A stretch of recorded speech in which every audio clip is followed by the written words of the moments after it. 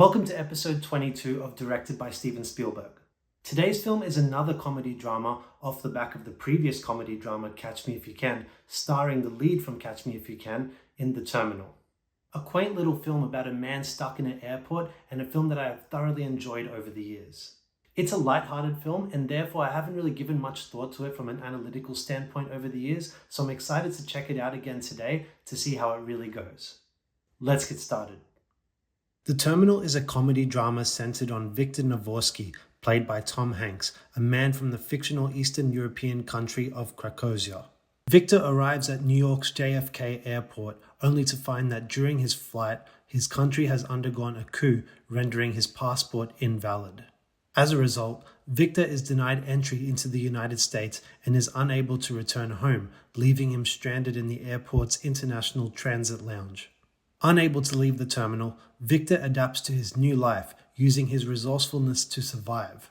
He befriends airport staff, including food service workers, a janitor, and a customs officer, and finds creative ways to make money, such as returning luggage carts for spare change. Despite his predicament, Victor remains optimistic and good-natured. As time passes, Victor becomes a beloved figure in the airport, helping others with their problems and even developing a romantic interest in Amelia Warren, played by Catherine Zeta-Jones, a flight attendant with her own complicated life. Meanwhile, Frank Dixon, played by Stanley Tucci, the airport's acting director, grows increasingly frustrated with Victor's presence and attempts to force him out.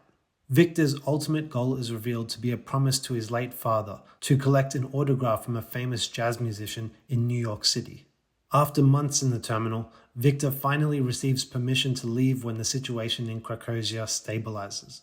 In the end, Victor fulfills his promise and returns home, having touched the lives of everyone he encountered in the airport. The end. My first thoughts upon this most recent viewing of The Terminal was simply how good it is. I always remembered The Terminal as a cute little film that's something you can throw on when there's nothing else to watch, but I've realized that it is a hell of a lot more going on thematically than I initially gave it credit for. I'll get into those themes a little later, but first, let's talk about the aspects of the film that are quintessentially Spielbergian. The Spielberg lights are of course on display once again, although a little more toned down across the board. In fact, the lighting is similar to the previous film Catch Me If You Can, both of which represent a significant toning down of his lighting compared to his first couple 2000s films.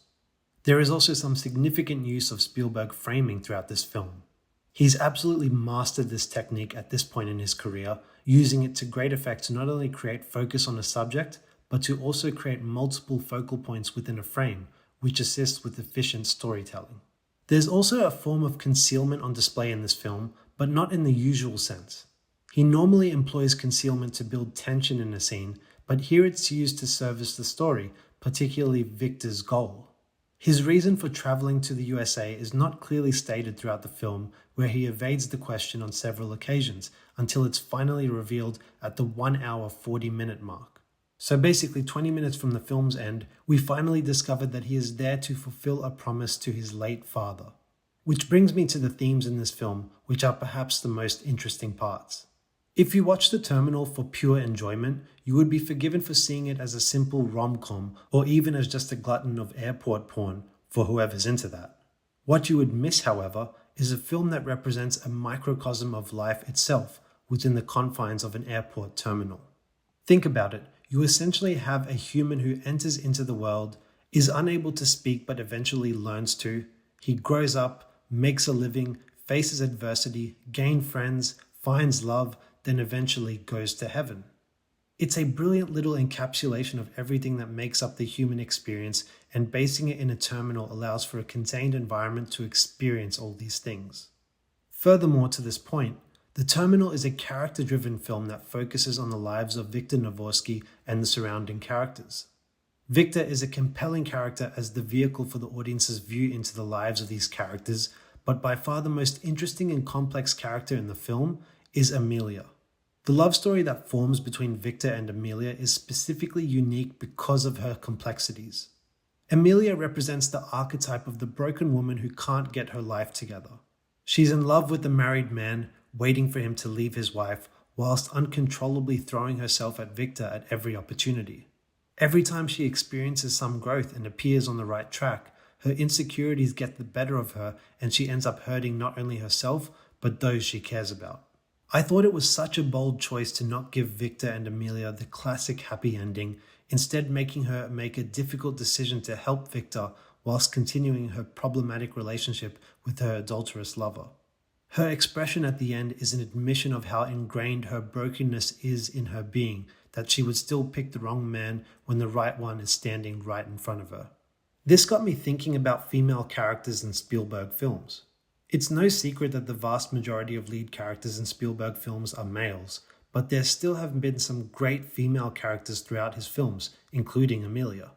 In fact, when I look back at the female characters from his films so far, whether it be Lou Jean in The Sugarland Express, Marion and Willie in the indie films, Celie in The Color Purple, or Dorinda in Always, Amelia stands out as perhaps his most complex female character yet. That's saying something that a small-scale, light-hearted comedy drama would boast his best female character. It's testament to the writing and the performance by Catherine Zeta-Jones that brings so much heart, depth, and complexity to her performance that all her character motivations feel authentic, no matter how much we may disagree with them as a viewer. And of course, Tom Hanks is exceptional once again in a back-to-back Spielberg film for him and his third Spielberg film in total so far, joining Richard Dreyfuss and Harrison Ford in rare company for appearing in 3 Spielberg films. Hanks had truly conquered the everyman shtick at this point in his career, a return of a familiar Spielberg trope I should mention, and the early thousands are potentially the peak of his career. For that, it makes perfect sense that Steven Spielberg, the man who made a name for himself by having everyman characters as his leads, would find the perfect marriage of director and actor in Tom Hanks, the man who is most known for playing the everyman, period. I should mention as well just how great of a job he does with the Russian-like accent, playing a believable person from the fictional country of Krakosia and allowing him to really display his comedic acting chops. Speaking of comedy, I forgot how serious and dramatic the beginning sequence of the film is, as Victor struggles with communication and in particular when he discovers the situation unfolding in his home country of Krakosia. A great piece of acting, but what's even more impressive is how the tone of the film shifts into more comedy territory as the humor of the situation unfolds. In fact, the whole film beautifully toes the line between comedy and drama, seamlessly switching to each when needed. Overall, The Terminal is a delightful film that is criminally underrated as a Spielberg film and as a film in general. The tone of the film is very much a carryover from his previous film, Catch Me If You Can, adding to his comedy-drama resume. I would actually say that The Terminal is an even funnier film, replacing Catch Me If You Can as Spielberg's funniest film. I thoroughly enjoyed this most recent rewatch and gained a lot more substance from what is arguably Spielberg's most lighthearted film. What a fun, wholesome little film. Small in scope but big in heart, and solidifies Spielberg's conquering of the comedy-drama genre.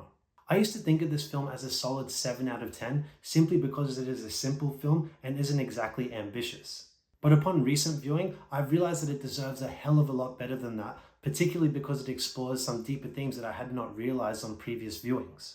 And for that, I'm going to give The Terminal a well-deserved 8 out of 10, and I'm going to place it right between The Last Crusade and The Color Purple in 13th place. Well, that's another episode in the bag, and for the upcoming episode 23 is a return to the sci-fi genre with the 2005 film War of the Worlds, starring Tom Cruise in his second Spielberg film. I remember having mixed feelings on War of the Worlds, but I'm curious to see how it stood the test of time. Looking forward to that, but until then, I thank you all very much for watching and we'll talk to you next time. Bye.